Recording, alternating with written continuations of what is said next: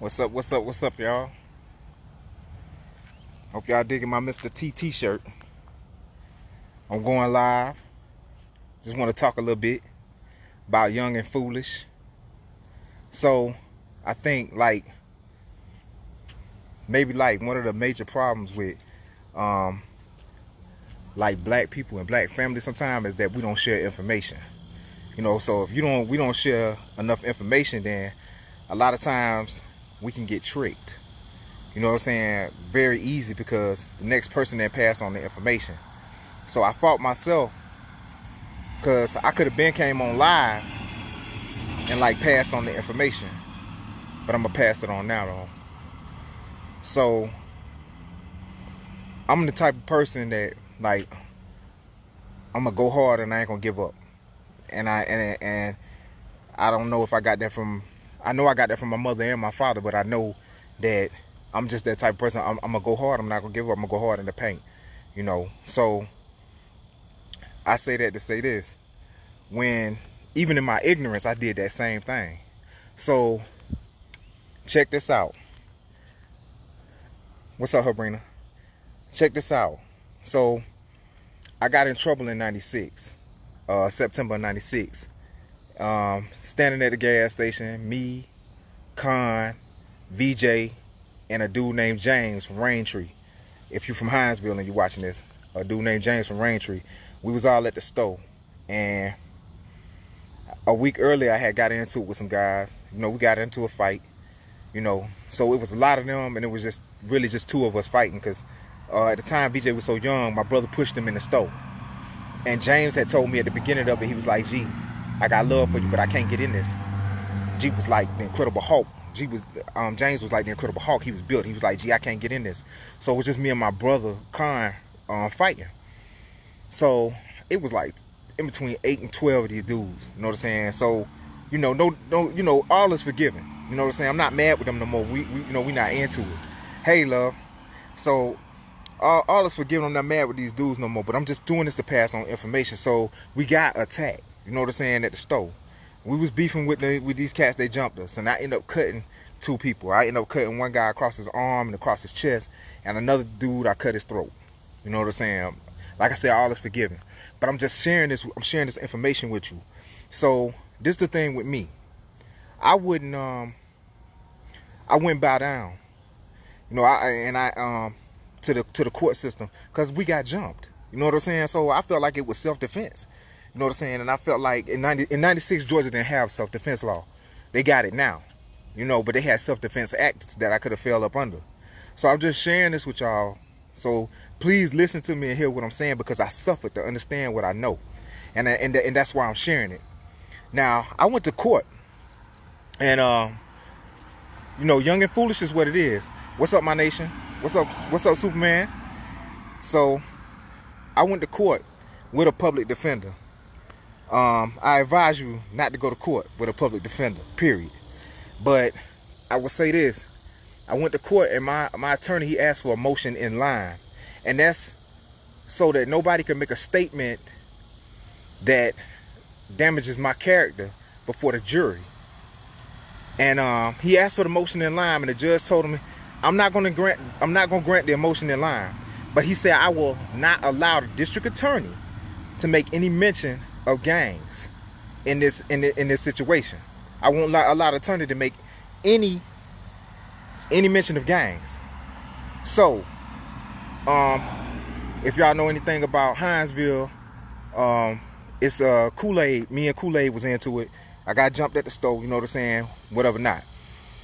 So, the people that testified was Green and Kool-Aid. And they got up on the stand and they testified. Green testified first, and Green told the courts, you know what I'm saying? Hey, that was our fault. That was our bad. We went to jump that man. You know what I'm saying? We knew where he was at. What's up? You know what I'm saying? Kool-Aid got up and testified. You know what I'm saying? They was trying to free me. These the Crips. You know what I'm saying? They was trying to free me. I'm 6 dudes brown bloods. You know what I'm saying? And the Crips trying to free me. You know what I'm saying? They up on the stand like, gee, we ain't gonna let you go out like no sucker, because I wouldn't stop when I took a trial. You know what I'm saying? And this is what broke me off from gangbanging. This is what stopped me from gangbanging, because these cats over here, I'm trying to kill them. They trying to kill me. But when it's time to go to prison or something come up, they back me. You know what I'm saying? They backed me. So the Crips came in, they started testifying in my behalf. So now listen to me. I said my attorney filed a motion in line. The judge denied it and said that he would not allow the DA to talk about gangs, period. Okay? So this is what happened. Once the judge said that he would not allow them to talk about gangs, what's up, my nation? What's up, Paul? Once the judge said he would not allow the DA to talk about gangs, so it wouldn't incriminate my character or wouldn't damage my character, my attorney started asking Kool-Aid the questions. Cold Grits, now known as Cold Grits, started asking him the questions. He asked him, he said, you know, what, didn't you threaten to kill Gary Brown? He didn't expect Kool-Aid to say this. Kool-Aid said, I called him a week before this and told him I was going to kill him. I called him a week before this and I told him I was going to kill him. And I said, dang. I said, boy, I'm finna go home. I'm finna leave this trial and go home. Right after that, my attorney looked stumped. Like how, you know, I didn't expect that. My own attorney turned against me at that trial, y'all. My own attorney, Lenny Darden, turned against me at my own trial and asked the first gang question. He said, why were you two fighting in the first place? Aren't you two in rival gangs? I swear, when he did that, that DA jumped up. That DA jumped up, and that DA came, and he was the next one to question. That DA made it look like I was Al Capone of Hinesville. He said, you dealing with the CEO of the Blood Gang right here. Yeah, the CEO. And if you stop this dude right here, you'll stop gang banging in the United States. He said United States or the country, or he said something. And I got the transcripts. My own attorney threw me to this man. After that, the jury didn't want to hear nothing about self-defense. They heard gangs, and that was it. It was a wrap. So I lost the trial. But it's another thing that happened in the trial too. And listen, there's no statute of limitations on a violation of your rights. So I'm talking to all y'all out there that's gang banging and thugging and doing stuff, and I'm not trying to make you a better criminal. You know what I'm saying? I'm trying to make you understand the games that they play with you when they get you in the courtroom. So this information is in my books that I be writing about. But I'm telling it to you now because I should have been shared it like on live or something like I'm doing now. So what I'm saying to you is this. There was more stuff that happened in the trial. Now, later on in the trial, when it got to deliberation, when the jury was getting ready to go in and make their decision, and this is on page 222 of my transcripts, there's a lady that was signaling one of the jury members. You can't do that during a trial. It's an automatic violation of the trial, and the trial should be a mistrial, considered a mistrial or anything. My attorney did not get up and question that lady, but the DA did. But he questioned her with routes of escape. He said, ma'am, why are you asking? Because the judge noticed it. So the judge said something, and then the DA turned around and said, ma'am, are you trying to get a set of keys from this jury member, or you need something? The lady just said no. You know what I'm saying? And no, and just cold walked out. You know what I'm saying? After that, she could have been signaling her the thumbs down, find him guilty or whatever. She could have, nobody knows who she was, where she came from, or anything. And that's a direct violation of your rights. Direct violation of your rights. Right before the jury was getting ready to go in and deliberate on my crime. You know what I'm saying? So, did I cut the boy's throat? Yes, I did. I cut him. But we got attacked. We got jumped. I didn't go out here looking for trouble. I was sitting at the store. I was already in trouble. I was stupid. But, I'm sitting at the stove chilling, and they came up and jumped us. So the way I felt in the youth, as a youth, they got what they deserved because they came looking for me. They came trying to F us up. But the truth be told, that was my younger mentality. My older mentality say, bruh, why is you out here trying to stab up and kill up black people when we already like the lowest minority in the country, and people still coming in there after us in this country, and they growing bigger than us? And we can't get no bigger because we dying from gang banging and petty beef and all kind of stuff like that. Why is you doing that? So I'm talking to y'all, and what I'm saying is to help you understand that, and I took another trial right after this, and I lost that one too because I had that same public defender. You know what I'm saying? He had a game plan for that one too. And I'm just sharing with y'all, like, I suffered, man. Like, I suffered bad through ignorance. You know what I'm saying? And you ain't picking up no books and reading, you gonna be involved in the street life. If you gonna be gang banging and you gonna be out there doing all this stuff, you know what I'm saying? most of the rappers ain't telling you, you know what I'm saying? The only person I maybe heard say anything about it is Lil Baby. You know what I'm saying? Maybe Pliers, maybe Bootsy, maybe a couple of people that, you know what I'm saying, maybe Mystical said something about it. You got to educate yourself if you're gonna be in the street out there acting a fool. So you running around can't read and you running around can't spell, but you out here gang banging, telling people, man, well, this all I know. Well, hell, you had to learn what you knew. You had to learn how to throw them street signs up. You had to learn how to do all this. Don't tell me you can't learn how to read and you can throw street signs up that somebody shows you how to throw on your hands, my nation. Real talk. Is you crazy? So I'm talking big talk right now, but I'm telling you out of love, you know what I'm saying? Coming from the big homie, the big OG, you know what I'm saying? I'm telling you out of love right now. If you're going to be out here in these streets, I'm not trying to make you a better criminal. And I'm definitely not trying to push the issue to where you do something or harm somebody that's your own race or your own color. I'm telling you out of love, and I'm telling you out of real talk. Be knowledgeable. Don't be a stupid thug. Don't be a goon that ain't got no knowledge in his head. Because that's how I went to court. I went to court with no knowledge in my head. I ain't have no idea what they was doing to me while I was in that courtroom. I didn't have no idea. I was like, you know, the question thumped through my head, like, why did my attorney ask him was we in rival gangs? Why did he ask him that? You know, and that's the only thing that I didn't know they was really just getting over on me. I didn't know they was doing me. I didn't know I was getting really, you know, I don't want to say it, but you know, I was getting effed. You know what I'm saying? And you know, my total sentences the total on my sentence at the end was 23 years. Was 23 years. They ran a 5 in with the 8 and the 10. They broke it down to 18. I got in there, y'all. I had to do that 12 years. I suffered. I lost my fiance. She got murdered. You know what I'm saying? Because I was ignorant. And it's like I was out there getting all that little hood glory and street glory and stuff like that. But in the process of that, over the 3 years of me trying to calm down from 96 to 99, me trying to calm down, I caught 2 more charges. You know what I'm saying? Just out there fooling up. You know what I'm saying? But think about this. This is the deepest stuff I'm finna say to you right now. Y'all, I blooded till my ears bled. Blood gang till my ears bled. But this the craziest part about the whole thing. When I did that, at the end of the day, I left my daughter and my son out there. I left my daughter and my son out there. My son is 22, finna turn 22. My daughter is finna turn 21. I do not have a relationship with my daughter. I do not have a relationship with my daughter. My daughter can't stand me. She think I'm some kind of child. Or I don't know what. My daughter cannot stand me. And my son and me, we don't get along. Because the discipline I had being raised with a father, after getting the knowledge of self and after learning different things, like it's just certain things that I won't tolerate. I got real low tolerance for bull crap. And anybody who know me and be around me, they know I always be by myself. I'm always by myself unless I'm with somebody who's another prisoner. Because not prisoner, but somebody who's an ex-con, not an inmate, but a con, somebody who did time and understand what it is, how to move. My second trial, I took my lieutenant. I'm not gonna say his name. My lieutenant got up in court and testified against me. I ain't mad at him. And see, that's what's wrong with us now. See, I'm gonna tell you why I let that go. That he told on me. He got in the court when he didn't even tell him he lied on me. But because he know I didn't do that. But he got up there and he got on the stand and said I did it. But I'm gonna tell you why I let that go. I let that go for the sake of the children behind me. See, if we as black people don't stand up and start forgiving petty stuff, you know what I'm saying? Or just making it where you just don't say nothing or you just don't deal with the person, but you don't keep a beef going behind it. You know what I'm saying? Like, cause I still got love for him, but I don't talk to him and I don't deal with him, and I can't bring myself to do that. I'm sorry, but I can forgive him if I see him in traffic. I can throw my hand up. You know what I'm saying? But I can't fool with him.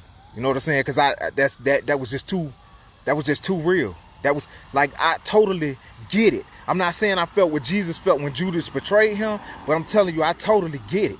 You know what I'm saying? Because when somebody stand up in court and they know you wasn't the aggressor on that issue, and they point at you and say, that's the one who did it. And this joker done live with you, and this joker done, you know what I'm saying, just everything. There's no greater betrayal. I had nightmares when I got to prison behind that. I had nightmares about people that I'm around. Like, I had a complex for a little while about people I'm around that I let get close to me. I had a complex, my nation. That's real talk. That's real talk. That's real talk. And some people people be asking me why I say my nation all the time. I say my nation because I'm avoiding saying the N-I-G-G-A. I'm not finna sit up here and use a name that I was given by some people who stripped my relatives of everything. You know what I'm saying? People that came before me, they stripped my relatives of everything.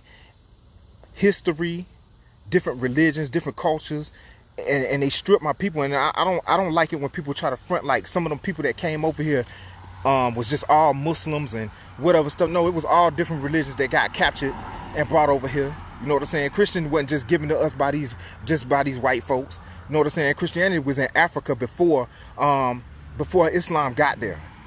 You know what I'm saying? And I ain't trying to be, disrespectful to nobody who in Islam, but I know that, Muhammad came about in 632. You know what I'm saying? Or he passed in 632 and Islam took off. You know what I'm saying? In 732. And I respect the deen and I respect Islam. You know what I'm saying? And I'm not saying my nation because I'm Islam. I'm saying my nation because I'm avoiding saying the word my nigga. And in the Bible, Jesus said, go tell all the nations. You know what I'm saying? And I'm fairly not religious. Honestly, I'm not religious. I do believe. You know what I'm saying? So I say all I'm saying to the people out there right now, it's so much going on. And if we don't share information that we got about how they'll do you in court, how they set you up in court, because they knew I wasn't going to bow down. They knew that. They knew it. So I took a trial. And you walk in a different light in prison when you took trials versus you took a plea. Because it's easy for you to get caught and them to trick you into a plea, or it's easy for you to get caught and you to just say, okay, some people took the charge for other people. Respect, my nation, that's respect. Some people got snitched on, some people got anything that they got. But I'm on here and I'm talking to y'all, and it's all love, and I just wanted to share some information. I hope somebody see this who out there in the street doing stupid stuff and realize that they got a plan for you. Most people, they scare you into taking a plea off the rip. I took the last charge I had was an aggravated assault. It was a shooting and I did it. You know what I'm saying? I'm just telling you, I had to say that in court anyway, so I did it. I did take a plea on that, but I took a best interest plea. And when you say you taking a best interest plea before the judge, it means that you got a charge. They're not going to get rid of it. There's nothing you can do about it. And you just simply say to the judge that I'm just taking this plea because it's in my best interest to take the plea. And if I don't take the plea, I know y'all going to take me to trial and give me the max or whatever y'all going to do. You know what I'm saying? So I'm just taking the plea in my best interest so that I won't have to, so that y'all won't take it to a level I can't handle. And the judge tried to give me 8 years on that one. And I told him, no, if he can't give me 5, we can crank up the jury again. And the judge told me straight up to my face, he said, Mr. Brown, you done crunk the jury up 2 times and lost. You crank it up one more time, and I promise you, you're not coming home. You're not ever coming home. Shouts out to Maurice Fleming. Shouts out to CeeLo. Salute. I salute y'all. Y'all boys been riding for almost 30 years. K-Ron, you know what I'm saying? Keenan, Randy Simmons. I know that some of y'all beefing or y'all got different things going on, but I'm done with that. I'm beyond that because I see the bigger picture. You know what I'm saying? So I'm saluting all y'all because I know that y'all riders and y'all having to do this time.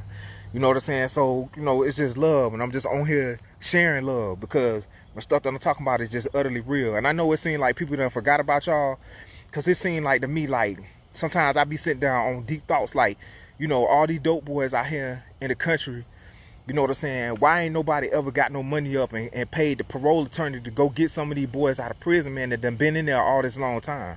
You know what I'm saying? Why ain't nobody did that? Like, you out here, y'all out here hustling and doing different things. Man, we got people that's in our family that been riding. Ain't nobody tried to go get them. Now, I can understand if you not trying to go get somebody stupid. I do understand because they just going to get out and go back. You know what I'm saying? But you got people that's been riding for 20 years and their mind is settled. You know what I'm saying? You call them or they write letters or you talk to them or you hear from them through a phone and you see that their mind is sound now. They not where they at, not where they used to be at no more. You know what I'm saying? But nobody don't do nothing to go get them out of prison, or don't nobody pitch no money in to go get them out of prison. But everybody out here hustling and doing different things. The world amongst black people could change really fast and really good amongst us. A lot of people don't think it can. A lot of people, well, we'll never be back together again. We'll never do this. And God's showing you signs right now. You know what I'm saying about us jumping together. The way I feel about the whole thing. But like I said, I suffered to understand what I know. No disrespect to anybody in Islam, because I still read.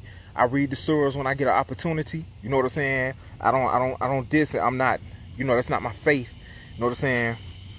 But just everybody got something that you can build from and you can learn from. Everybody got something you can build from and you can learn from.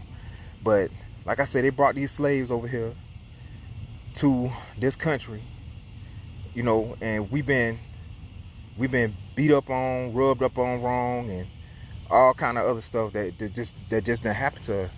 You know what I'm saying? And they still doing it to us systematically in different ways and stuff like that. So I'm telling you, if you out there in the streets, once again, if you out there in them streets and you acting a fool, please be able to read and write.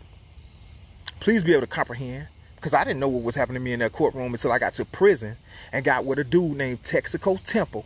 Shouts out to Texaco from Hinesville. They call him the chain gang attorney, but he to me he was a great mentor while I was in prison. You know what I'm saying? He's not religious, but Texaco Temple know the game. Shouts out to his nephew Simon, who every time Simon got in trouble and Texaco and him communicated with each other, he was able to pull up out of it because of what Texaco understood about them law books. The law is not easy. The law change every year, and I'm telling you, if you're gonna be out there in the streets acting stupid, you better pull some of them law books out and look at what these people can do to you. If in my time, you got locked up on a possession charge.